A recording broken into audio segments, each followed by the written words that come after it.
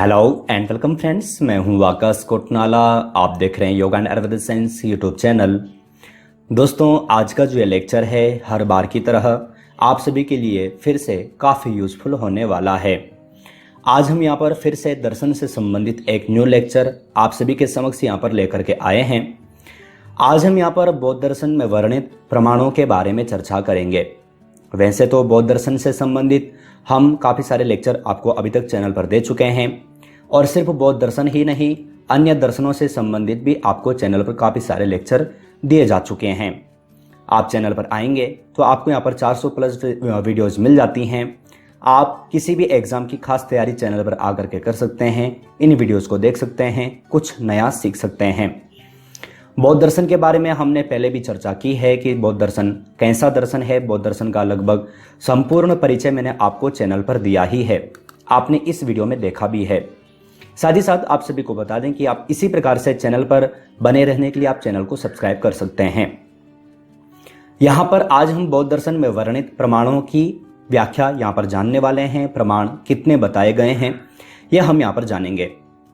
आपको मालूम होना चाहिए कि जितने भी दर्शन है, दर्शनों में हमें प्रमाण के बारे में पढ़ना बहुत आवश्यक होता है। इससे संबंधित काफ़ी सारे प्रश्न हमें एग्जाम में पूछे जाते हैं। जैसे कि आपने देखा है अन्य जो दर्शन है, सभी दर्शनों में किसी में 6 प्रकार के प्रमाण माने गए हैं, किसी में 3 प्रकार के, किसी में सिर्फ 2 ही प्रकार का। और जैसे कि हम चारवाक दर्शन पढ़ते हैं तो वहाँ पर सिर्फ एक ही प्रकार का प्रमाण स्वीकार किया गया है, और वह है प्रत्यक्ष। तो हमें यहाँ पर जानना है कि बौद्ध दर्शन में कितने प्रकार के प्रमाणों को स्वीकार किया गया है, कौन कौन से प्रमाण हैं, उनको हम यहाँ पर जानेंगे।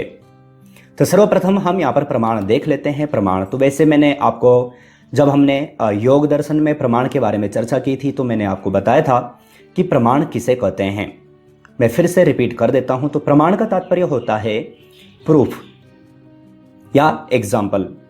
जैसे कि यहाँ पर अगर मैं आपको बताता हूँ, प्रमाण अर्थात जो सत्य ज्ञान की प्राप्ति हमें होती है उसका जो साधन होता है उसको प्रमाण कहते हैं। देखो यहाँ पर एक शब्द है प्रमा। प्रमा का तात्पर्य होता है यथार्थ ज्ञान। ज्ञान 2 प्रकार का होता है, यथार्थ और अयथार्थ। तो यथार्थ अर्थात सही ज्ञान। तो सही ज्ञान का प्रमाण अर्थात जहां पर हमें सही ज्ञान की प्राप्ति होती है, लेकिन जिस साधन के द्वारा हमें वो सही ज्ञान प्राप्त होता है उसे प्रमाण कहते हैं।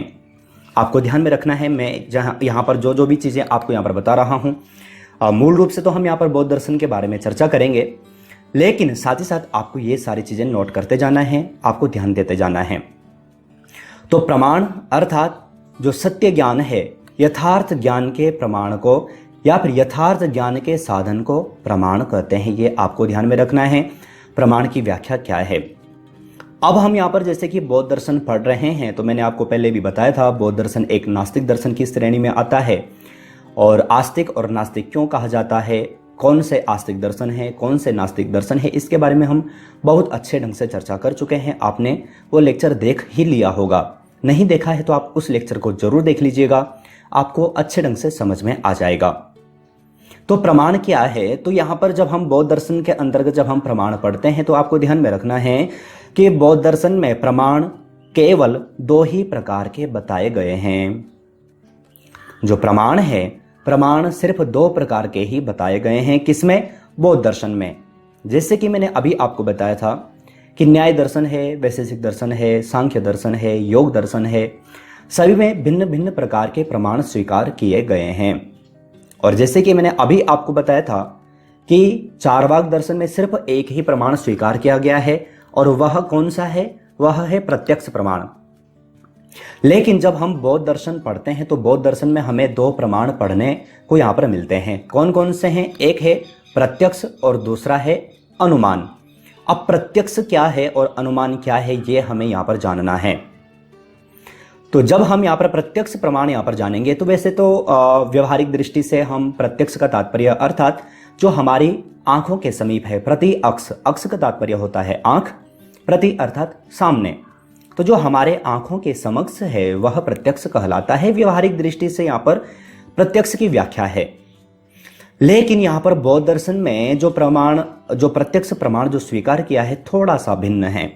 और ये भी मैं आपको बता दूं कि प्रत्येक दर्शन में प्रत्यक्ष, अनुमान, उपमान, आगम, ये जो प्रमाण हैं स्वीकार तो किया गया है, लेकिन प्रत्येक दर्शन में थोड़ी थोड़ी भिन्नता वहां पर स्वीकार की गई है।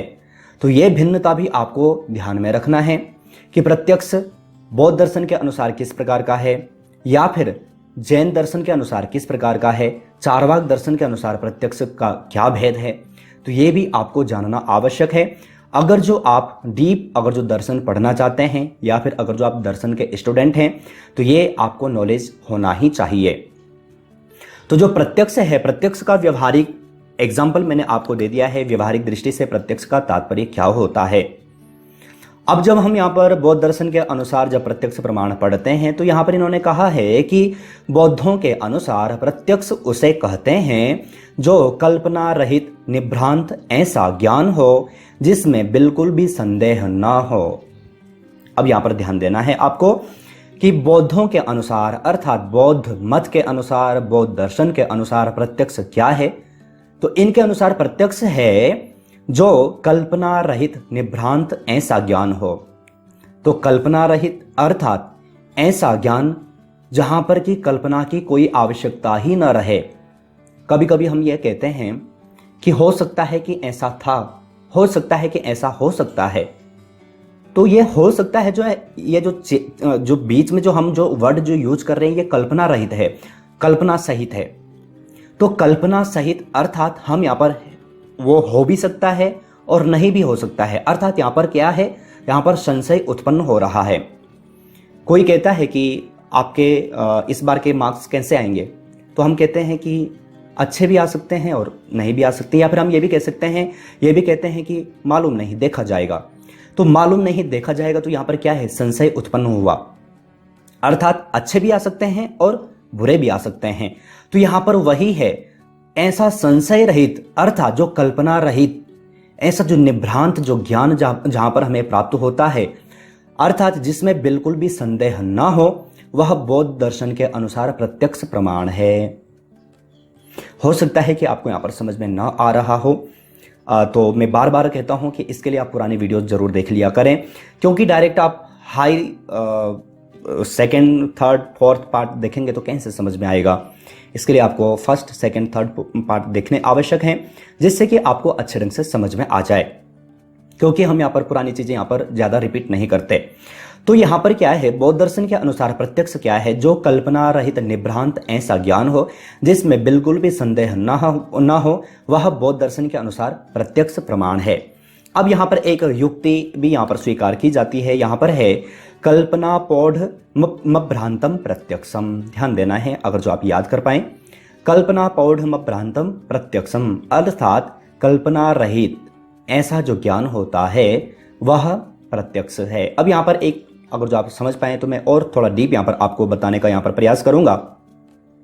यहाँ पर इन्होंने कहा है कि यहाँ पर वस्तु का स्वलक्षण प्राप्त होता है, स्वलक्षण ज्ञान प्राप्त होता है। जैसे कि अन्य दर्शनों में हमें वस्तु का नाम या फिर उसकी जाति वहां पर प्राप्त होती है, तो यहां पर इन्होंने कहा है कि हमें नाम और जाति से कोई भी तात्पर्य नहीं है। बौद्ध दर्शन ने कहा है कि नाम और जाति से यहां पर हम मतलब नहीं रखते, हम मतलब रखते हैं किससे, सिर्फ लक्षण, वो भी स्वलक्षण। अब एग्जाम्पल मैं आपको यहां पर दे देता हूं। जैसे कि मैंने कहा कि कमल का फूल या फिर गुलाब का फूल। अब जो मैंने गुलाब का फूल कहा उसमें नाम और जाति, अब जो इंग्लिश वाला होगा तो उसको गुलाब या फिर कमल नहीं बोलेगा, या फिर गुजराती में तो फिर उसका नाम चेंज हो जाएगा, नाम चेंज हो जाएगा, उसकी जातियां भी चेंज हो जाएंगी। लेकिन जो उसका जो स्वयं का जो लक्षण है, लक्षण क्या है, उसकी जो सुगंधता है, वह आप चाहे इस देश में रखें, चाहे आप उस देश में रखें, चाहे आप अपने स्थान पर रखें, चाहे आप कहीं पर भी रखें, तो उसका जो स्वयं का जो उसका जो लक्षण है वह एक जैसा ही होगा, वह कभी भी चेंज नहीं होगा। तो उसी को यहाँ पर इन्होंने कहा है कि वह जो उसका जो वस्तु का जो स्वयं का जो लक्षण होता है वही यहाँ पर प्रत्यक्ष प्रमाण है। ध्यान में रखना है, थोड़ा कठिन पड़ा होगा, अगर जो आपने ध्यानपूर्वक यहाँ पर समझा होगा तो कठिन नहीं है। और साथ ही साथ जिन्होंने पुरानी वीडियोस देखे हैं या फिर जो दर्शन के स्टूडेंट्स हैं उनको आसानी से यहाँ पर समझ में आ चुका होगा, क्योंकि आपने ये शायद हो सकता है कि पहले पढ़ा भी हो, और नहीं भी पढ़ा होगा तो यहाँ पर जिस प्रकार से मैंने आपको बताया है, अगर जो आपने ध्यानपूर्वक देखा होगा, समझा होगा, सुना होगा, तो आप यहाँ पर समझ चुके होंगे। तो ध्यान देना है कि बौद्ध दर्शन के अनुसार प्रत्यक्ष प्रमाण क्या है। अब अन्य दर्शनों में जैसे कि हम न्याय दर्शन इत्यादि में देखते हैं तो वहाँ पर स्वलक्षण भी देखा जाता है, नाम भी देखा जाता है, जाति भी देखी जाती है, तो वहाँ पर थोड़ा प्रत्यक्ष में थोड़ी भिन्नता है, यह आपको ध्यान में रखना है। तो हमने यहाँ पर कहा था कि बौद्ध दर्शन में दो प्रकार के प्रमाण स्वीकार किए गए हैं, एक है प्रत्यक्ष और दूसरा है अनुमान। तो प्रत्यक्ष क्या है ये मैंने आपको यहाँ पर समझा दिया है।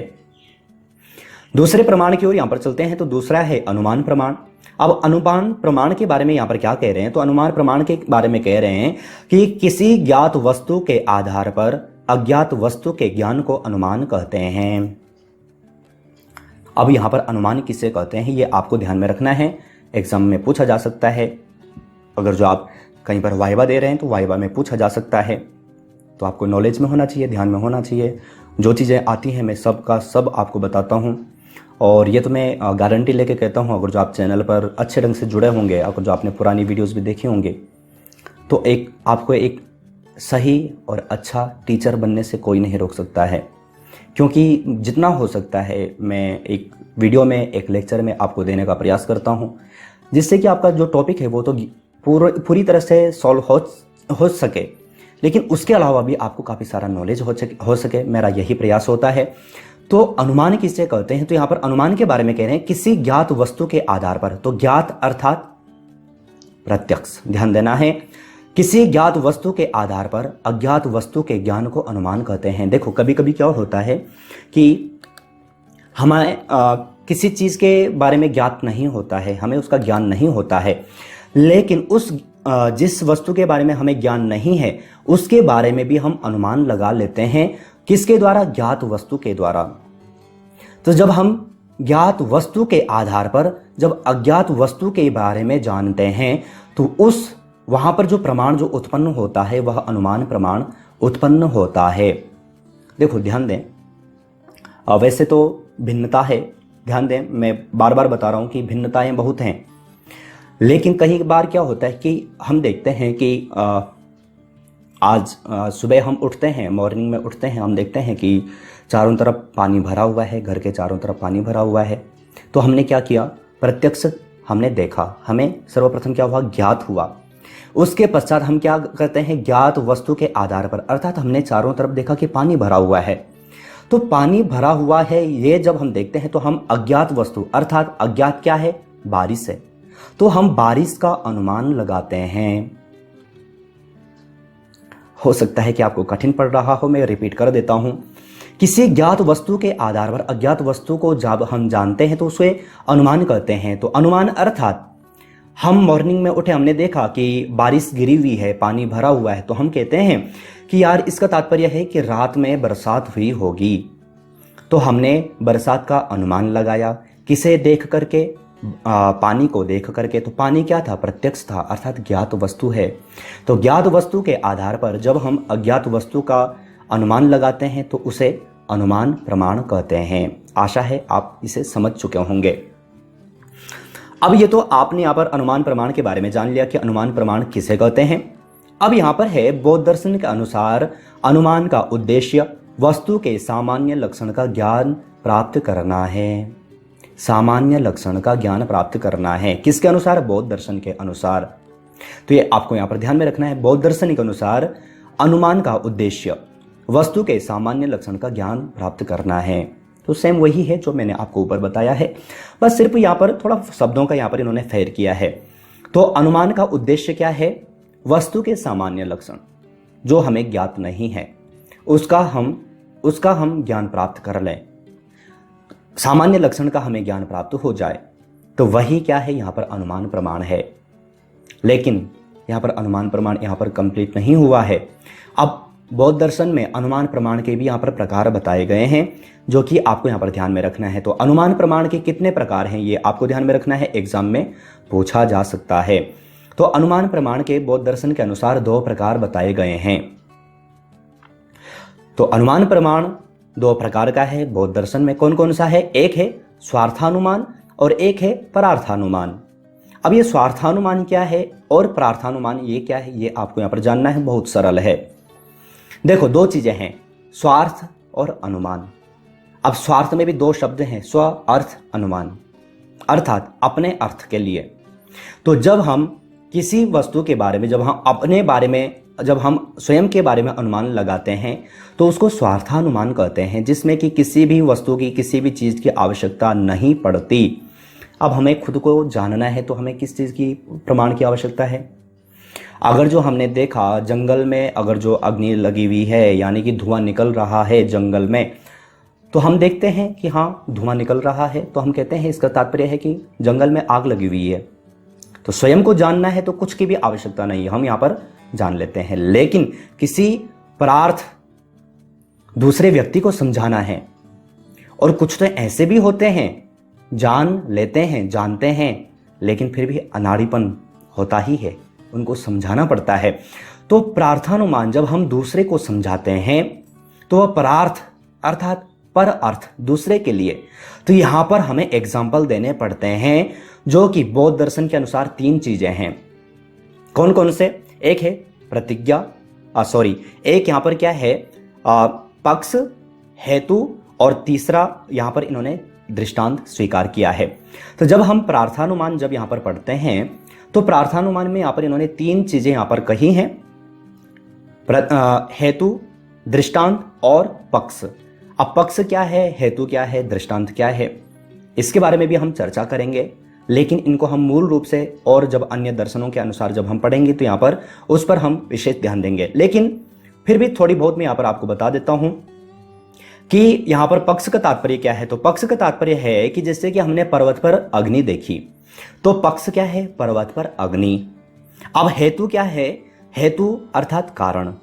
तो हमने कब कहा कि वहां पर अग्नि है, तो धुएं के कारण। तो कारण क्या है, धुआं है।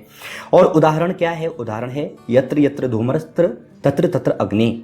जहां जहां अग्नि होती है या फिर जहां जहां धूमस्त्र अर्थात जहां जहां धुआं होता है वहां वहां अग्नि होती है। तो ये उदाहरण है। मैं जानबूझ करके यहाँ पर ज़्यादा डीप नहीं जा रहा हूँ क्योंकि आपको समझ में आएगा नहीं, ज़्यादा कठिन पड़ जाएगा, तो कोई तात्पर्य भी नहीं रहेगा। बस आपको यहाँ पर ध्यान में रखना है कि बौद्ध दर्शन के अनुसार दो प्रमाण स्वीकार किए गए हैं, प्रत्यक्ष और अनुमान। प्रत्यक्ष का तात्पर्य क्या है मैंने आपको बता दिया, अनुमान का तात्पर्य क्या है। अब अनुमान भी यहाँ पर इन्होंने दो प्रकार के बताए हैं, एक है स्वार्थानुमान, एक है परार्थानुमान।